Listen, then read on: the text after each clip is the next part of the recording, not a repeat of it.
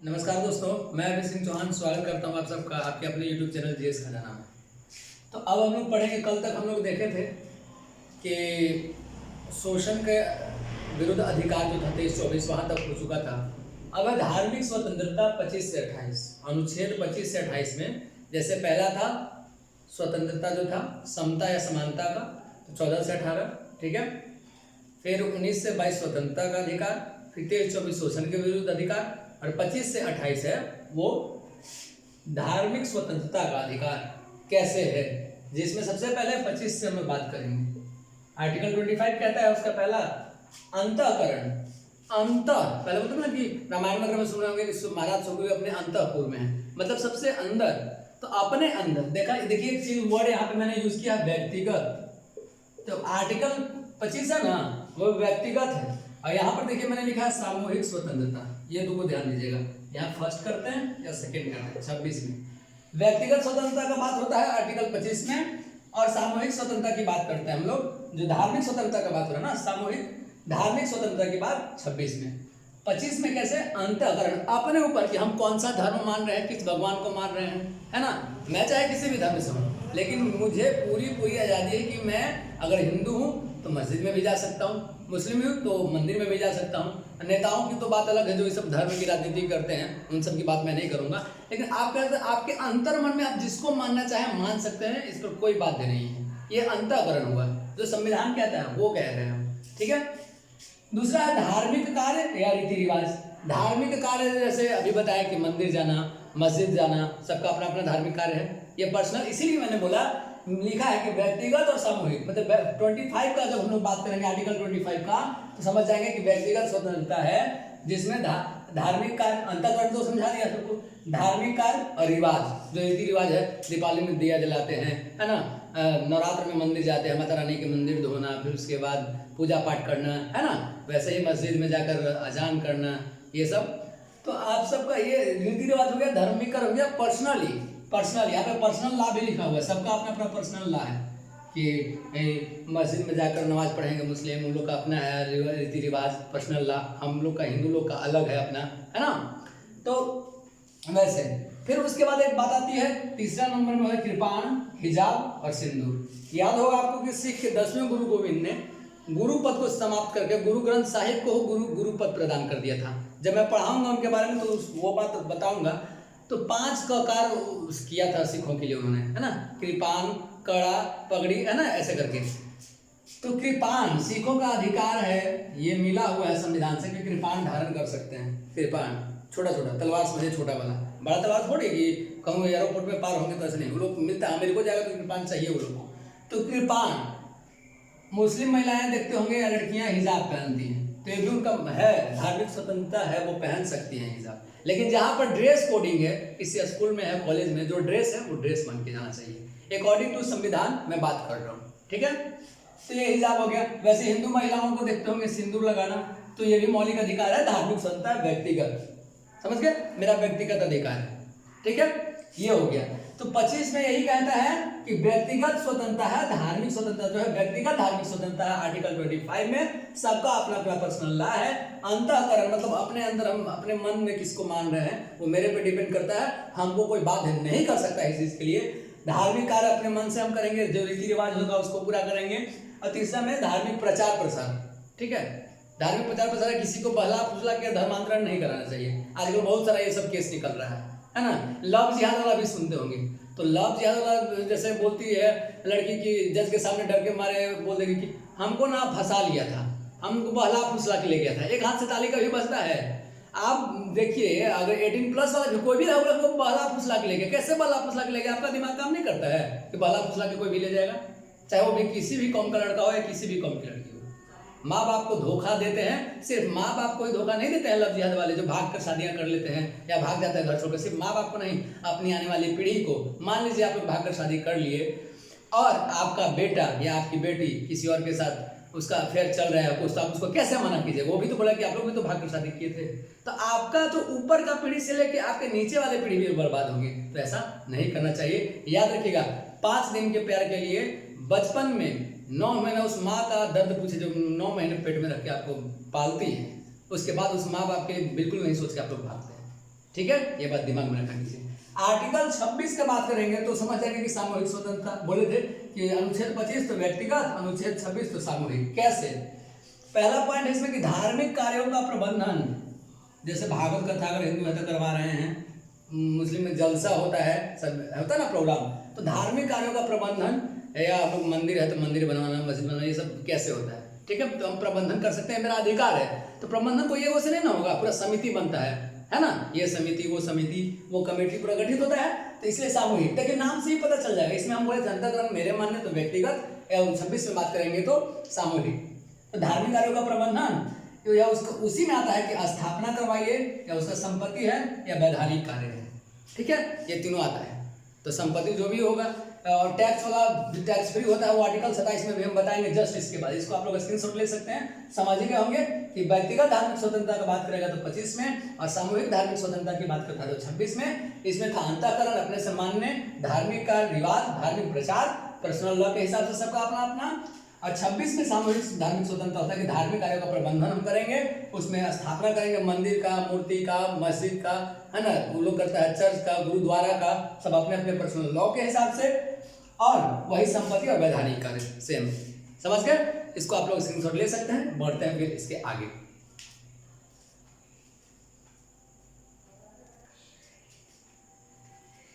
चलिए अब देखिए, बोले थे कि जब अंतःकरण अपने आप माने, जब 25 में मानने का स्वतंत्रता मिल गया, है ना, स्थापना 26 में आपको स्थापना करने का प्रबंधन, प्रचार प्रसार 25 में है, ठीक ना, अंतःकरण में मानने का रीति रिवाज, अपना प्रचार प्रसार है, अपना हम हिंदू है तो हिंदू महिला सिंदूर धारण करेगी, मुस्लिम महिला हिजाब पहनेगी, या पर अपना मानने ना ऊपर गया, कोई नहीं भी पहन सकता है, कृपाण वाला हो गया। 26 में हो गया प्रबंधन, प्रचार प्रसार पूछेगा तो 25, तो उसके बाद क्या होगा, प्रचार प्रसार कर लिए, याद रखने के लिए बता दे रहे हैं आप सबको। प्रचार प्रसार करने के बाद हमको प्रबंधन करना पड़ेगा, धार्मिक अनुष्ठान करना पड़ेगा, तो ये सब 26 में है, स्थापना करना पड़ेगा मंदिर वगैरह का, है कि नहीं। और उसके बाद जब ये सब हो जाएगा तो जब आने लगेंगे श्रद्धालु तो पैसे आएंगे, है ना, घूमने आएंगे पर्यटक या दर्शन करने, तो दान दक्षिणा देंगे। तो क्या सरकार टैक्स लेगी? क्या सरकार टैक्स लेगी? तो उसके बारे में हम टैक्स के बारे में 27 में जानेंगे। और उसके बाद अगर टैक्स लेती भी है तो सरकार की तरफ से चलने वाले संस्थानों में क्या धार्मिक शिक्षा दी जाएगी?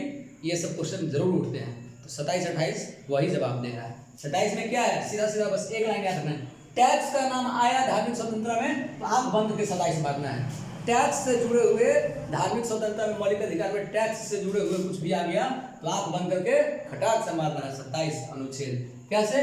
धार्मिक कार्य का धन जो है टैक्स फ्री होता है, धार्मिक कार्यों का धन टैक्स फ्री होता है। जैसे हनुमान मंदिर है पटना में, तो हनुमान मंदिर सेवा संस्थान, महावीर सेवा संस्थान चलता है, महावीर मंदिर बोलते हैं उसको, तो महावीर सेवा संस्थान, साईं नेत्रालय, साईं अस्पताल, ये सब चलता है ना। टैक्स तो अपना चला, लेकिन एक और चीज है, टैक्स फ्री लिखा हुआ है कि धार्मिक कार्य का धन tax free, but entry fees. जैसे कोई बड़ा बड़ा मंदिर वगैरह में जाइएगा ना, तो कहे कि अगर आपको वीआईपी दर्शन करना, जल्दी दर्शन करना, तो 500-600 दीजिए, दूसरा गली से निकलिए, इस टाइप का होता है। तो ये हो गया बट एंट्री फीस, तो वो वाला अलग से नहीं समझिएगा, ठीक है, क्लियर है, इतना क्लियर होना चाहिए अब तक। 28 में आ जाता है, क्या कह रहा है, पहला पॉइंट कह रहा है कि सरकारी खर्चे से चलने वाले संस्थान में धार्मिक शिक्षा नहीं, मतलब सरकार के खर्चे से जो चलेगा संस्थान, उसमें धार्मिक शिक्षा नहीं दी जाएगी। जो सरकार जैसे गवर्नमेंट स्कूल जो होते हैं उसमें किसी एक धर्म, जैसे ना हिंदू धर्म की शिक्षा दी जाएगी, ना मुसलमान धर्म की शिक्षा दी जाएगी, ना आपको सिख धर्म की शिक्षा दी जाएगी, ना ईसाई धर्म की शिक्षा दी जाएगी। ठीक है, सरकार का जो अपना रूल रेगुलेशन है उसके हिसाब से चलेगा। 28 का पहला पॉइंट कहता है कि सरकारी खर्चे पर चलने वाले संस्थानों में धार्मिक शिक्षा नहीं। अगला पॉइंट है 28 का, पॉइंट नंबर 2, कि संस्थान में किसी को भी धार्मिक कार्य के लिए बात नहीं किया जाएगा। चाहे कोई भी संस्थान हो, किसी को भी धार्मिक कार्य के लिए बात नहीं किया जाएगा। जैसे ऐसे संस्थान आ गया, 2-4 को हिंदू है, बहुत ज़्यादा मुस्लिम है, तो कहा कि नहीं हम लोग सब है तो तुम भी टोपी पहन के वैसे करो, ये मानो पहले ये होगा उसके बाद ही क्लास शुरू होगा, नहीं। या सब हिंदू है और 2-4 को मुस्लिम है तो नहीं तुम लोग भी हनुमान चालीसा पढ़ो ऐसे वैसे, तो नहीं, ऐसा नहीं होना चाहिए, ये गलत है। ठीक है, अपना दिमाग लगाया कीजिए। कोई भी लीडर लोग कुछ भी बोलता है तो अपना दिमाग लगाइए कि क्या सही है क्या गलत है, क्योंकि पता है कि आजकल नेट का जमाना है, आप अच्छे से समझ सकते हैं, उसका सदुपयोग करना चाहिए। ठीक है, तो पहला पॉइंट कहता है कि सरकारी खर्चे से चलने वाले, 28 का पहला पॉइंट, कि सरकारी खर्चे से चलने वाले संस्थान में धार्मिक शिक्षा नहीं दी जाएगी। ठीक है। और दूसरा पॉइंट कहता है 28 का कि संस्थान में किसी को भी धार्मिक कार्य के लिए बाध्य नहीं किया जाएगा। ये हो गया 27 28। 25 में क्या था? अंतःकरण, मैं मानता हूं कि नहीं मानता हूं, किस भगवान को मानता हूं, ये मेरा अधिकार है, कोई हमसे नहीं छीनेगा। प्लस में मैं उसका प्रचार प्रसार भी कर सकता हूँ। ठीक है।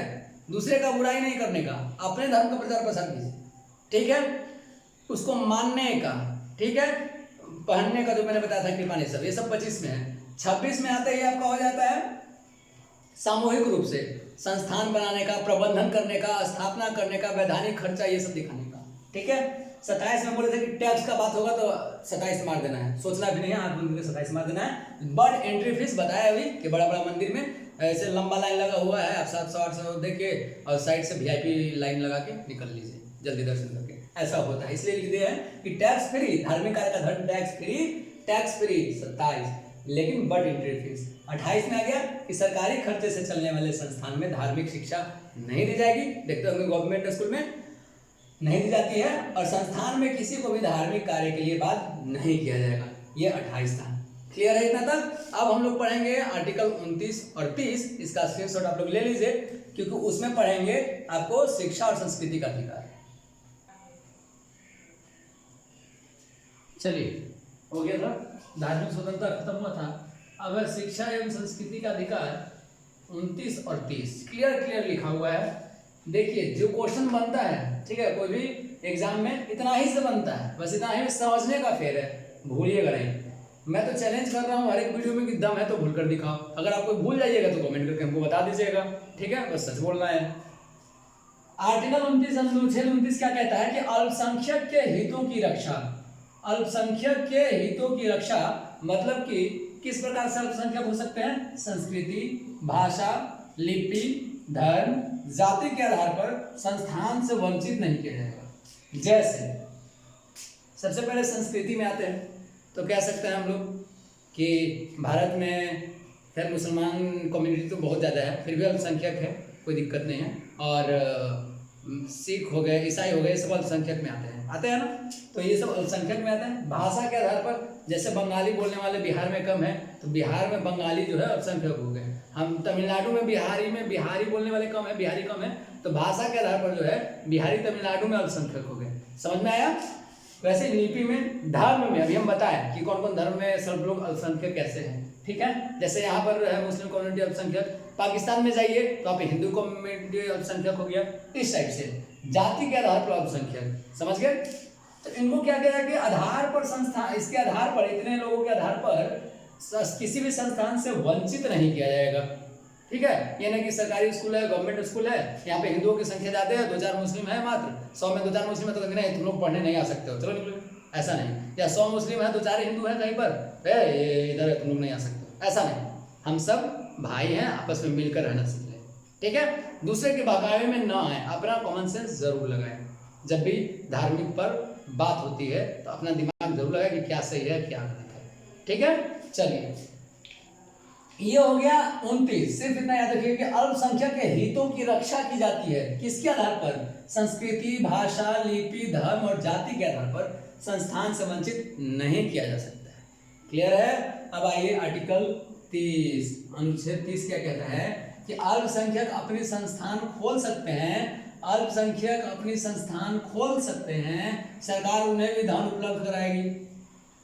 अपना संस्थान, जैसे बोला अभी मैंने कि मुसलमान अगर जैसे अल्पसंख्यक कम्युनिटी में है तो मदरसा खोल सकते हैं, इसमें सरकार उन्हें धन उपलब्ध कराएगी मदरसा खोलने के लिए। ठीक है, कहीं पर हिंदू कम्युनिटी जो है अल्पसंख्यक है तो संस्कृत विद्यालय खोल सकते हैं, इनको भी सरकार धन उपलब्ध करवाएगी। कोई दिक्कत? 30 में सिर्फ इतना याद रखना है कि जो कम संख्या वाले हैं माने अल्पसंख्यक, अल्प माने कम है ना, बता देना आर्टिकल 13 में अल्पीकरण। तो वैसे अल्प में अल्पसंख्यक माने अल्प माने कम और संख्यक माने संख्या, कम संख्या में जो होंगे वो सरकार उन्हें भी धन उपलब्ध कराएगी। कौन करेंगे? अपना संस्थान खोल सकते हैं, जैसे मदरसा, संस्कृत विद्यालय। समझ में आ गया? मदरसा वो लोग खोल सकते हैं, कम है तो सरकार उन्हें धन उपलब्ध कराएगी। और या हिंदू कम, जहाँ कम्युनिटी कम है, अल्पसंख्यक है, वहां पर संस्कृत विद्यालय हिंदू खोल सकता है, उसके लिए भी सरकार उसको धन उपलब्ध कराएगी। आर्टिकल 30 क्लियर है कि नहीं? सीधा क्लियर है, एक लाइन में कि अल्पसंख्यक अपना संस्थान खोल सकते हैं, उसके लिए सरकार उनको धन उपलब्ध करवाएगी। एग्जाम्पल में मदरसा और संस्कृत विद्यालय, याद रख लीजिए। क्लियर है। 29 में क्या था?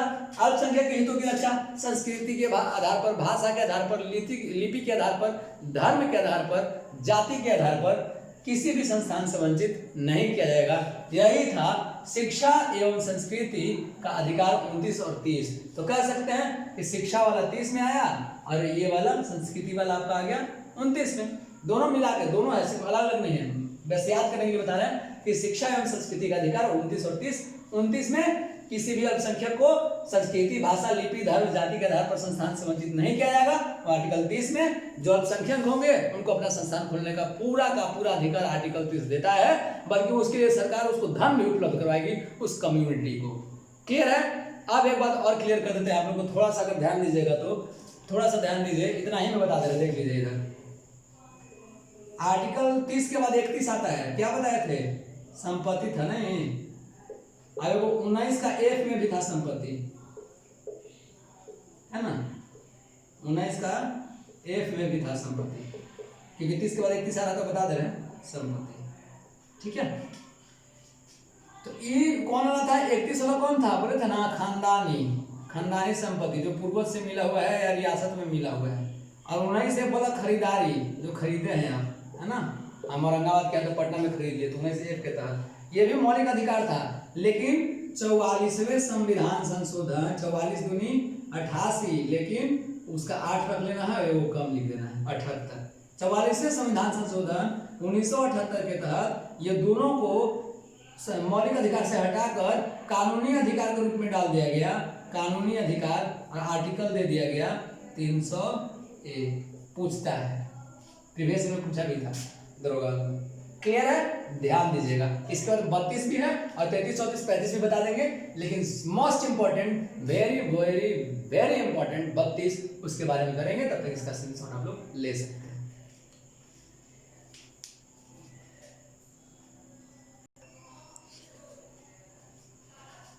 देखिए दोस्तों, आर्टिकल 32 में संवैधानिक उपचारों का अधिकार है, आप सबको पता है।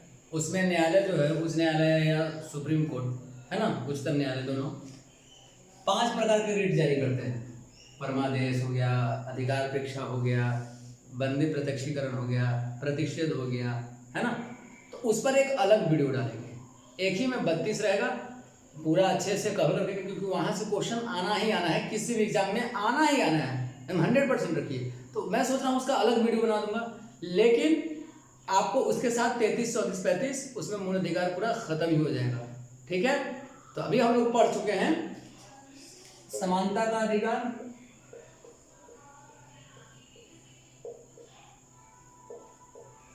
चौदह से 18, स्वतंत्रता का अधिकार,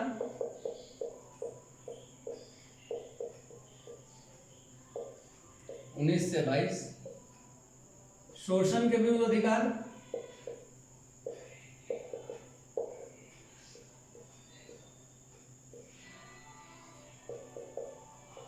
23-24, धार्मिक स्वतंत्रता का अधिकार,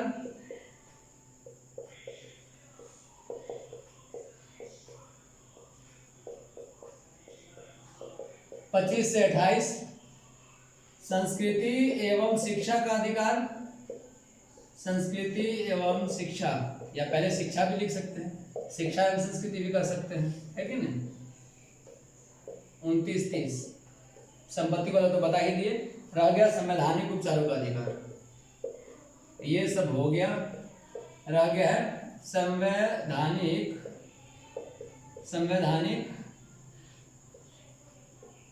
उपचारों का अधिकार। इसमें 5 प्रकार का जो रिट जारी होता है वो बताएंगे, अच्छे से कवर करवा देंगे, क्योंकि वहां से क्वेश्चंस आते हैं।